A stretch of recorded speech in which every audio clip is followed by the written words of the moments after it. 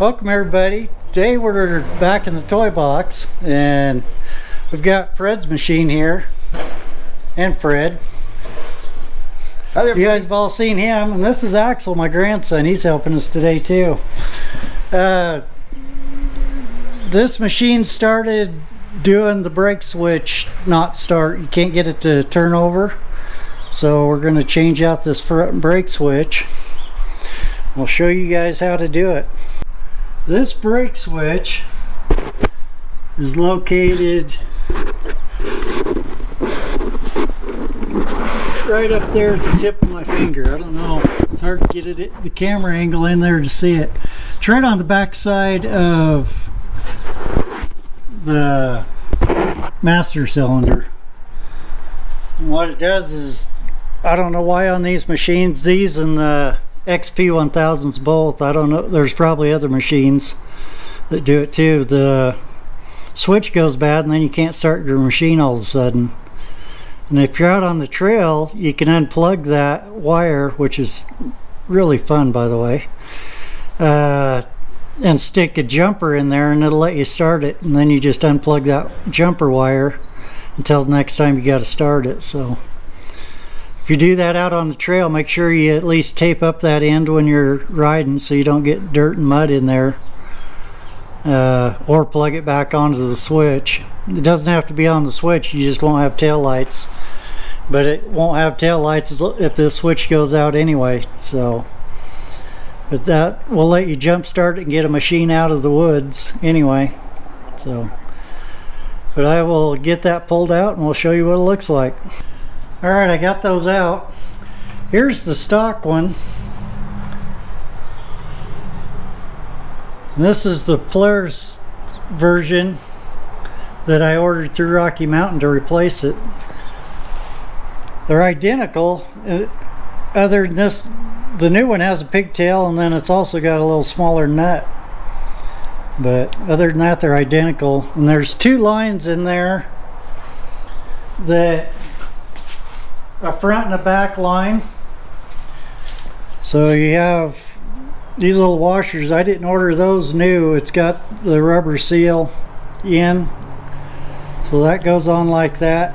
You just stack those in between the steel lines that come in. That's where one line comes out, that feeds the other line, so then it all feeds through the end of the bolt. But that's all it takes to solve that issue. Another thing Fred mentioned off camera that I forgot is, if that happens to you out on the trail, you can sometimes pump the brakes real hard and just hold it down super tight, and that'll get you off the trail anyway. Save you from having to fight it and put the jumper in there. So, alright, we'll get this pot back in there.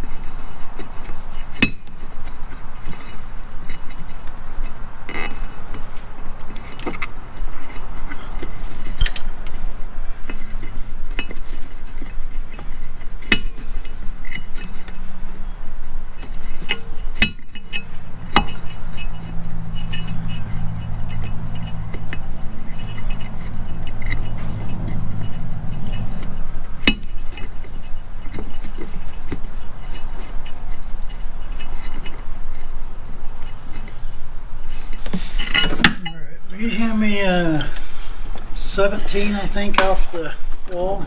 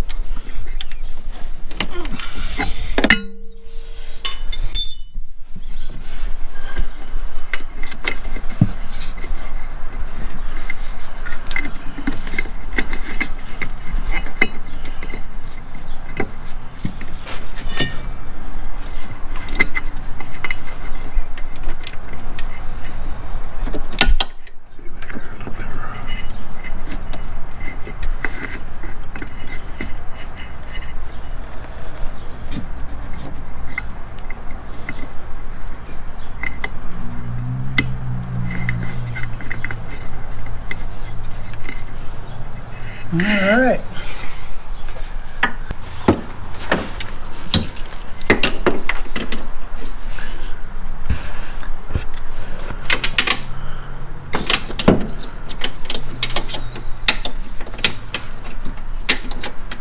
Doing this with the wrong hand.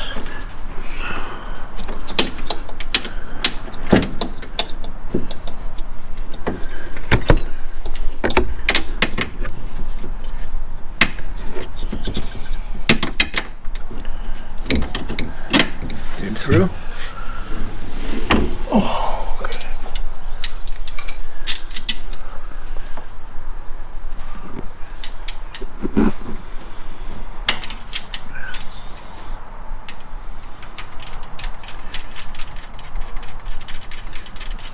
You know that front torsion bar, we ought to take one side off and let you ride it over something.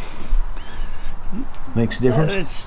That's probably a lot of the difference between mine and yours and the choppiness in the ride. Well, there was a big difference, I can tell you that. It's huge. Yeah. Oops. Better flip that one. Okay, ready? I'm like you. I can't do anything with my left hand. Thing just gets in the way, doesn't it? Well, Right, like your retarded cousin. yes.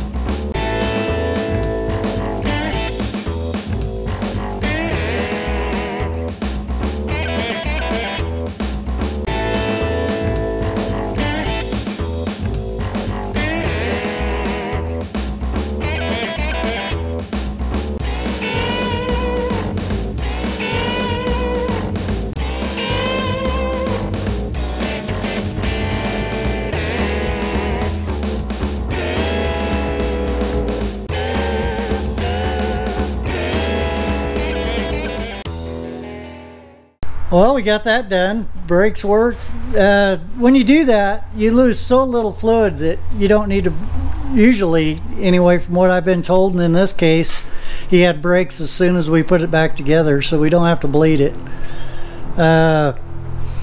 One other trick, I don't know if I mentioned, is pump them hard. If that doesn't work, then your switch is just totally gone. It usually gives you an indication when these start going out, and if you just pump the brakes, or if you get so you have to pump the brakes hard to start your machine, it's time to change it so you don't have an issue out on the trail. And you noticed we had to take the tire and shock off. It just made it easier to get back in there. I couldn't get my fingers to get it started by hand, but that got it going. So thanks for watching.